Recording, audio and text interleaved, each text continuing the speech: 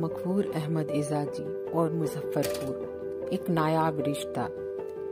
हिंदुस्तान की जंग आज़ादी के कद्दावर नेताओं में मुजफ्फरपुर जिले में जन्मे मकफूर अहमद एजाजी गुमनाम तो नहीं कहे जा सकते, तथापि उनके व्यक्तित्व, योगदान और ब्रिटिश हुकूमत के खिलाफ उनके संघर्षों को वर्तमान एवं आने वाली पीढ़ी को बताने की बहुत जरूरत है, ताकि हम यह समझ सके कि जिस आजाद हवा में हम सांसें ले रहे हैं, उसे पाने के लिए हमारे नायकों ने कितनी कुर्बानियां दी हैं। इस डॉक्यूमेंट्री का एकमात्र उद्देश्य भारत के इस गुमनाम सिपाही के व्यक्तित्व के विभिन्न पहलुओं पर प्रकाश डालना है। वर्ष 2022 में आजादी के 75 वर्ष पूरे हो गए और संपूर्ण राष्ट्र आजादी का अमृत महोत्सव मना रहा है। प्रत्येक भारतीय अपने अपने तरीके से इस महोत्सव में योगदान दे रहे हैं। इसी क्रम में उन गुमनाम नायकों को याद करना जिन्होंने अपनी वीरता, बहादुरी, सत्याग्रह, समर्पण, त्याग और बलिदान देकर आजादी को सींचा और आने वाली पीढ़ियों को सौंप दिया। यह महोत्सव कई मायनों में महत्वपूर्ण है, क्योंकि इसके द्वारा न सिर्फ उन महान वीरों को श्रद्धा सुमन अर्पित करने का एक अवसर है, अपितु यह भी महसूस करने का वक्त है कि कितने सपूतों की कुर्बानियों का यह प्रतिफल है। जब भी मुजफ्फरपुर की बात होगी, मौलाना मकफूर अहमद एजाजी का नाम सर्वोपरि होगा। वस्तुतः मकफूर अहमद एजाजी की उपलब्धियों को कुछ पन्नों में समेटना या एक डॉक्यूमेंट्री मात्र के माध्यम से दिखाना सूर्य को दिए दिखाने जैसा है, मगर गागर में सागर का प्रयास करते हुए सबसे पहले मैं मकफूर अहमद एजाजी की उपलब्धियों को गिनवाना चाहूंगी।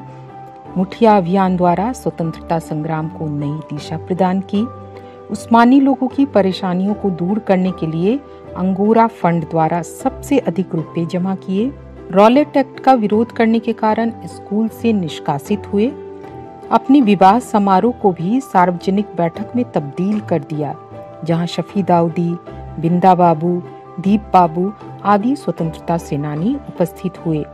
1921 में असहयोग आंदोलन में भाग लेने के लिए बीएन कॉलेज से पढ़ाई छोड़ दी।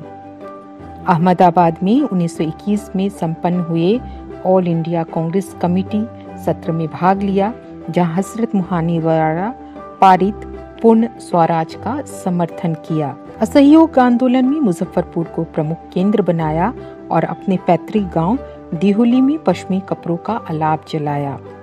श्रीमती सरोजनी नायडू के नेतृत्व में एक सेवा दल की स्थापना की और एजाजी ट्रूप के नाम से एक स्वयं सेवी कोर का गठन भी किया, जिसका काम नौजवानों को देश की आजादी की लड़ाई में भाग लेने हेतु प्रोत्साहित व प्रशिक्षित करना था।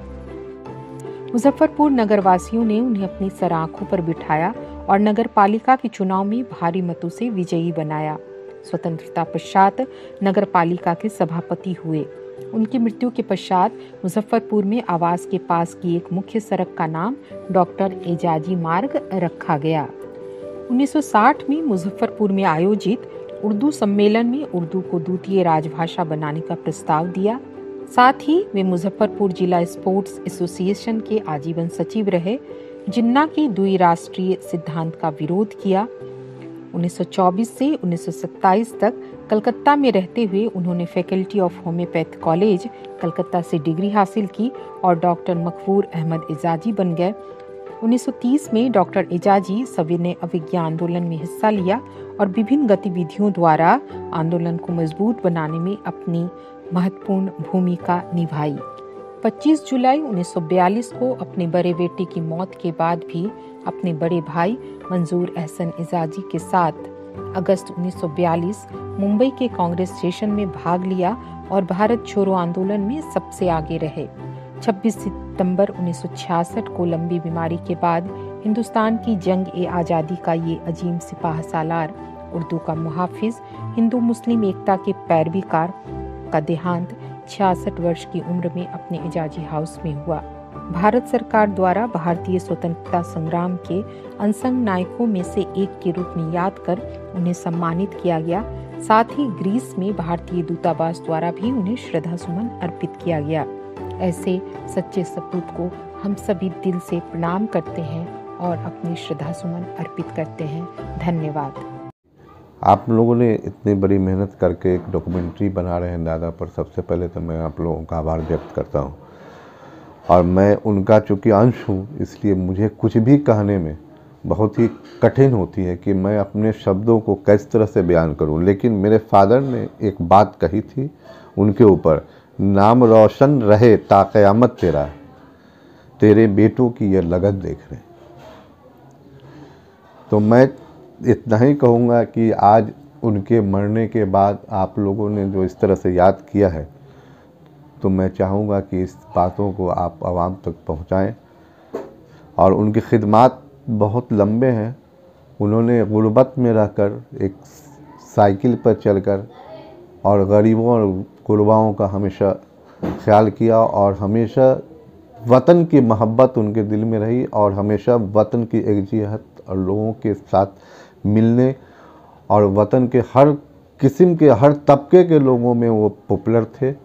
और उसी की वजह से आज 72वीं सालगिरह पर जिस तरह से याद की जा रही है उनको, मैं समझता हूँ कि इससे बड़ा तोहफ़ा उनके लिए कुछ नहीं हो सकता। धन्यवाद।